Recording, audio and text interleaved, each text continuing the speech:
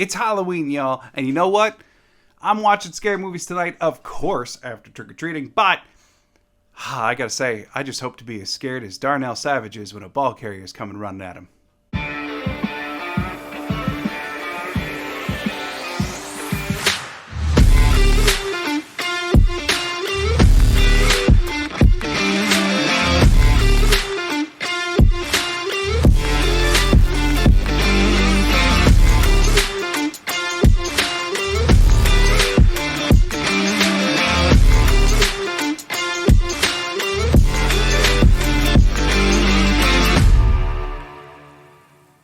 Welcome to another episode of Lombardi Time Brews. I am your host, John Delray.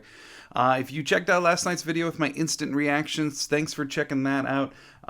Today we're going to be going through the shout-outs and get-outs from the Green Bay Packers' loss to the Buffalo Bills that unfortunately dropped them 2-3-5. Before we dive into the shout-outs and get-outs, I do have two more thoughts that I've just seen kind of spreading around the fandom over the last, 16 hours since the game got done last night. Two things that I think I want to weigh into because I'm seeing a lot of, I don't want to say misconceptions, but things that I have questions about and why it's happening and why are people thinking the way that they are. And then I've got just a few after rewatching the game. You know, part of the thing with this game is it was fairly obvious kind of what happened. A rewatch was not that incredibly enlightening. There wasn't a ton more to see there. But still, it's time that we give praise to the ones who are good and a little bit of scolding to the ones that weren't so great, as the Green Bay Packers are looking to rebuild this season and get back on track, especially with a weak NFC.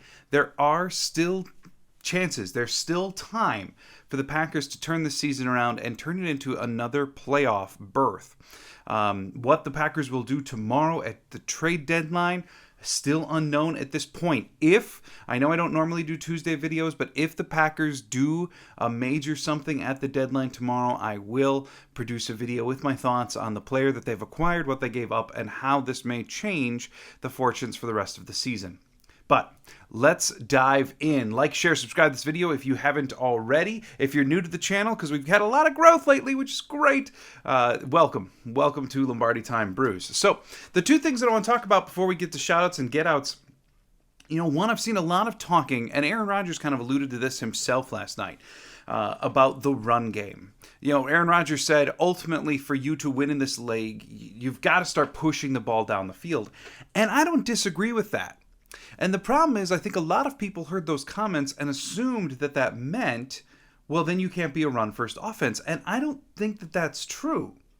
I think what Rodgers is saying is that when they opt to take the deep shots, they have to know that they're going to execute them well and that they'll work.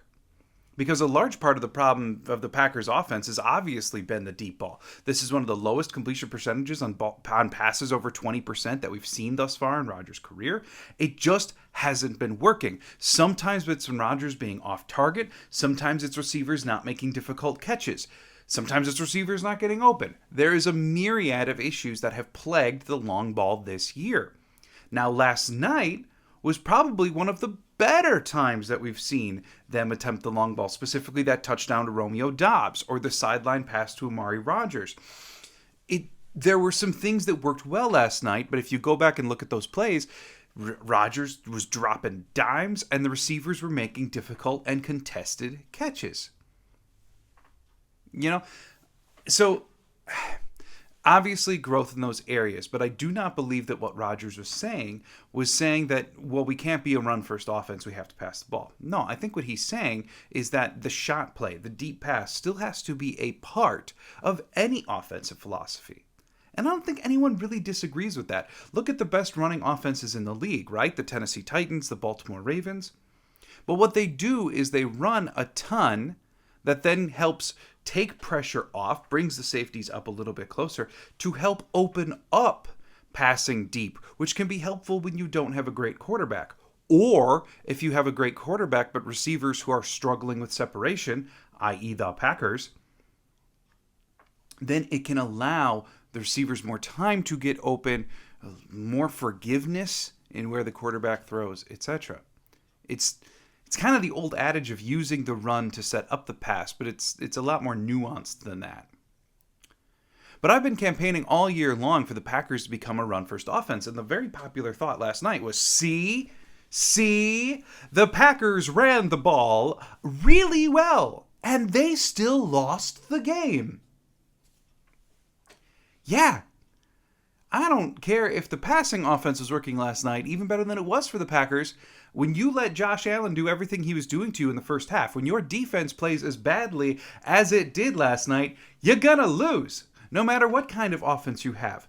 The only way you hope to keep up there is if you have a complete, shoot 'em out style offense like the Packers did have many years ago. But you don't have that, and you were never going to get that this offseason. Keep in mind, even if you want to fault the Packers for not having Davante Adams anymore, okay, fine enough. Ultimately, Adams chose to leave. But even if he were still here, this is not a bomb-em-out big play offense. A little bit more, sure, but not totally. This isn't the same days when Rodgers was dropping back and having Jordy Nelson and Davante and Donald Driver. This isn't those Super Bowl years. This year was never going to be that. Even if they would have, Davante choosing to leave to go to Vegas. Okay, so then the Packers swing a trade for A.J. Brown. Okay. That's what I'm trying to say, is this team, this makeup of team, was never going to be a complete shoot-'em-out style offense. This team is built around running and defense, and you can argue that part of the reason it's not working at all right now is because the defense is completely deficient. I mean, they were broken last night in many regards. They did get better in the second half, but nonetheless, they got trampled by Buffalo's offense. So this whole notion of you can't be a run team and win, you can't be a run team and expect to go deep into the playoffs, I would argue you can. But what you can't be is a run team that allows the defense to score in 3 plays. You can't be a run team that's bad at everything else and expect to win games. You can still use a run-first philosophy and be a winning team. They're just not right now, because there's things falling apart everywhere else, very much including the defense. Now, point 2, and this is probably a much more succinct point, one that I'm better to articulate, but the whole notion of moral victories. There was a lot of conversation last night that I saw on several different platforms saying, is this a moral victory for the Packers? Or if you feel that this is a moral victory for the Packers, you need a reality check, because this is a bait and switch. This is, it's toxic to have moral victories. This is the NFL.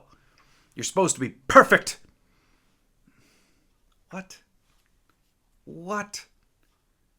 What even is a moral victory? It's just the next hot couple of words in the NFL fandom that people can latch onto and think that they have great meaning. What is a moral victory? If you watched the Packers versus Bills game last night, there are some areas for the Packers that you should have walked out of that game feeling better about. I don't think anyone can deny that the Packers played with more aggression, more passion, etc. yesterday than they had in several weeks. That's a good thing. I don't think there's even people tremendously that upset about the run game again, because it worked. All right, so, okay. And it worked better than it has before. There's a number of things that the Packers did better last night than they've done in recent weeks. Even as simple as not just folding over and dying like we've seen. No, the team fought until the end. If identifying those things is a moral victory, okay, then take it. Because what's the point if your team loses? Are you just supposed to be blinded with rage and say go get them next week? I would be much angrier about what we've seen the last 3 weeks, where the Packers seemingly weren't even attempting to make progress, than last night, where they actually made some adjustments and had some success. Now, is that a moral victory? Does that make me a weak fan? That's stupid. Like, talk about toxic. Recognizing progress is how you win. Now, you can say that that progress isn't legitimate because the Bills were playing easy. We're backing off in the second half. Okay, sure. But the progress is still valid. It is. Picking off Josh Allen twice is valid. I mean, getting the pressure on him. Yes, he escaped it a lot, but the Packers had more pressures against the Bills than most other teams have in their schedule this year. It's not bad to identify that. Even if the Bills did back off a bit in the second half, we as Packer fans especially should understand being a really good team and taking your foot off the gas pedal to allow an inferior team back into the game is quite problematic. And for years, we've had to give credit to the inferior team for continuing to fight, for putting pressure on the Packers and nearly coming back. And now, because the roles are reversed, we just are expected to be miserable about the fact that we're on the other side having to fight to come back. The team actually fought. The team actually tried to come back. That's good. Why is this bad? I just don't understand this moral victory line of thinking. I just don't. Identify in a loss progress. And it's a lot easier to identify that progress when it looked like the Packers actually wanted to make it. Did they ultimately lose by 10? Yeah. Could it have been less than 10? It could have if a few things broke the other way. Could it have been more than 10? Yeah, you argue that it could if the Bills didn't let up at all. Okay, fine. Ultimately, they lost by 10. And it's undeniable that there are some areas of the field where the team made progress. Identifying that progress, being excited about that progress is good. How do you ever expect them to get better?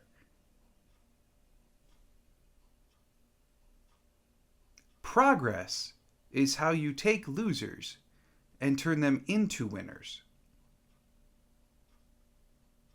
So identify the progress. Does that make it a moral victory? Sure. I'll take it. Okay, count me in the camp that gives them a moral victory for this win. Pretty much just because I want to identify the fact that they're making progress, and that gives me hope for the future. I don't think that that's bad. All right, shout-outs and get-outs. Today I have 3 of each. First shout-out, I'm actually going to give it to the passing offense of the Packers. And this is not universal. It's not for every single snap that they did. But what I was really, truly thrilled about last night was the fact that there were a few pass plays dialed up that actually called for Aaron Rodgers to roll. You know, beyond that, Aaron Rodgers actually scrambling last night. In the second half of that game, he looked more spry, more willing to scramble, more willing to just kind of cock his arm back and let it go than we've seen over the course of the last month. It's always been a part of his game. And I know, obviously, he's getting older and slower and he doesn't want to do it. Okay. But that kind of thing, the rolling out passes, the scrambling for gains, it's always been a part of Aaron Rodgers' game. And I do think a big part of what's been missing, and you can argue it's because of the offensive line play, you can argue it's because of Aaron Rodgers, whatever, it doesn't matter. It's been missing. So last night they actually called a couple plays that bought the offensive line a little bit of built-in time into the scheme, bought the receivers a little bit of time, and it had Aaron Rodgers rolling out. That's good. Last night looked more like a West Coast offense than we've seen in a long time. That's good for this style of team. So, to me, there are elements of the West Coast that you want right now, but that doesn't mean to completely abandon the motion and jet sweeps and everything that LaFleur does. There is a middle ground here where the Packers can be really successful, but they have to find it. And I just want to say, on those plays last night, I was really encouraged. Pair that with the really nice catch by Amari Rodgers, the few contested catches for Romeo Doubs, finally doing what he showed in training camp. Christian Watson, I know he went down with a concussion, but before he did, that one catch, that the play that he suffered the concussion on, You see how that speed is the spark for this offense. His speed is legit. The young wide receivers that the Green Bay Packers... Samori Toure! I can't believe I forgot Samori Toure on that long touchdown. Doing exactly what Rodgers wanted to do. Leads you to believe maybe Toure, since he's been active the last 2 weeks, is part of the clan that Rodgers was talking about when he said, hey, maybe some of the guys who aren't playing suddenly need to play. Maybe he's talking about 7th round draft pick Toure, who had a very strong training camp and that wasn't active for the first 5 games of the season, 6 games of the season. The young wide receivers of the Green Bay Packers can be really exciting. And looking from, you've got Christian Watson, Romeo Doubs, Amari Rodgers, who's showing prowess. Get him off special teams and have him play wide receiver. That's what I'm campaigning for. Have him stop being the punt returner. I don't need to hold my breath every time he gets a punt. But he can do some nice things as a receiver, and it's what you drafted him to do. You didn't draft him just to be a punt returner. So let him play some more offense. And Samori Toure, that's... Dare I say there's some excitement there around what they all can be. Let them play. I think it's a big step in the right direction. Get out. Jair Alexander, and I don't mean this about Jair, but I'm saying Jair Alexander's usage. Joe Barry, what? He had no coverage snaps against Stephon Diggs. Stephon Diggs last night in the game, I believe off the top of my head, it was 6 catches, 108 yards, and a touchdown. Why are you paying Jair Alexander $1 gazillion to not shut down a player like Stephon Diggs? Why are you paying Jair Alexander all of this money to allow no receptions to Gabriel Davis and others? Why? The only defense that I've been able to think of throughout the course of the night is if you're trying to do the Bill Belichickian philosophy of, we're going to take our number 1 corner and put him on the opposing number 2. And then we're going to use a bunch of guys to shut down their number 1. Okay, fine, but the rest of your Packer defense doesn't have that right now. You're not scheming it up well enough. They're not playing well. Whatever, it's not working if that's what you're going for. Which means Jair Alexander needs to be on your number 1. If the other rationale is just because you're playing zone, and they keep on taking Stephon Diggs to the opposite side of where Jair is playing zone, you should probably scheme around that too. I don't know. Jair Alexander played a great game last night. He played very, very well. Allowed no receptions to the guys that he was covering. Had an elite PFF grade. He did play very, very well. And you allow yourself to get torched by someone that he's not going to cover. Rasul Douglas is a terrible matchup for Stephon Diggs. And yet they did it again and again and again. And Rasul Douglas gave up 3 catches to Stephon. Half of his catches. It's just bad. It's just bad. It's bad scheme work. It's bad matchmaking. It's bad coaching. Joe Barry was doing so well and making adjustments over the last couple of weeks, doing the things that everyone campaigned for, and then last night he just went, back to normal. We made too much progress, guys. Pull it back. Can't have people thinking we're good. I don't get it. Next shout out goes actually to the pony package. The Packers still didn't use it a ton last night. This is Jones and Dillon together on the field in a specific setup. They didn't do it a ton last night, but this was probably the most successful that they had utilized it throughout the course of the season. Very, very happy about that. I do think that Dillon and Jones need to be on the field together. I think last night they're getting on the right track, but I think that this needs to be a constant theme for the offense. I'm also going to throw in, this is kind of irrelevant to this point, but Josiah DeGuara, way to have a hell of a game. Josiah DeGuara was blocking out of his mind yesterday. Like, he's part of the future of this offense if they let him be. Next, get out. Again, it's on the defensive side of the ball. PFF graded them as having 16 missed tackles. That's their high for a single game of the year. 16 missed tackles against the Buffalo Bills. Now, I know that the Bills force a ton of missed tackles, mainly because Josh Allen is just a steamroller when he scrambles. But come on. Darnell Savage, Eric Stokes. It's just 16 missed tackles for the Packer defense. You can't have that and be a good football team. And, that's one of the things that Joe Barry last year showed so much progress in fixing. We have talked about the Packers can't tackle anyone for, I think as long as at least through the Rodgers era. Farther back than that, the Packers have not been able to tackle for a long time in mainstream conversation. But last year, we were all kind of excited, and when Joe Barry started getting more and more credit for doing well was when they learned how to tackle. And then they just, for the last few weeks, they've just forgotten. And last night especially is the epitome of it. 16 missed tackles. You're not going to play the Buffalo Bills, miss 16 tackles, and win the game. You're just not. That needs to get fixed. And amongst everything else in the defense, tackling needs to get fixed. Next shout out, and the final shout out, goes to David Bakhtiari. David Bakhtiari unable to play last week because of his knee. I know that this could be very frustrating because it's a very fluid situation. It's frustrating for everyone, including Bakhtiari, including the Packers. But last night, he played a hell of a game. Von Miller was completely neutralized on his side. Again, PFF gave him an elite performance grade. Bakhtiari really, really played well. And if Elton Jenkins is able to come back next week, and if both of them can make it through the remainder of the season, there's something still, even in spite of all the injuries, all the deteriorating bodies those two have, there's something really special there. And David Bakhtiari really played well last night. You just got to hope Elton can get back up to it for the rest of the season, and that those two can maintain their health. Because then the Packers will have an absolute wall on the left side of the line. And then the last get out. I talked about this earlier, the young wide receivers playing well. I think they're a spark in the offense that you need right now. And in turn, that means Sammy Watkins, your time is done. 1 catch for 3 yards yesterday for Sammy Watkins. It was a nice catch. It was along the sideline, got him a first down. It's just, what is he contributing that the young guys can't? And I'm sure Aaron Rodgers has a strong opinion on that. I don't really care.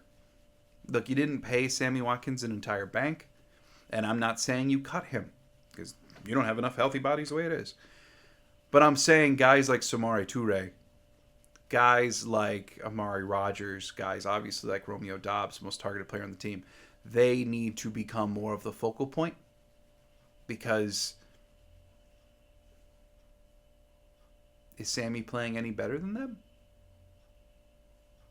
I think the difference at this point may be negligible, and they're all the future. Sammy ain't the future. So that's it for Lombardi Time Brews for today. Thanks for checking it out. And like I said, if there's a big trade deadline move tomorrow, I will be on again. Otherwise, you will see me on Wednesday to inevitably discuss what did or didn't happen at the trade deadline tomorrow, and to start looking ahead to the Detroit Lions. So thanks so much for checking it out. Click like, share, subscribe if you haven't yet. Go have a great day, and go Pack Go.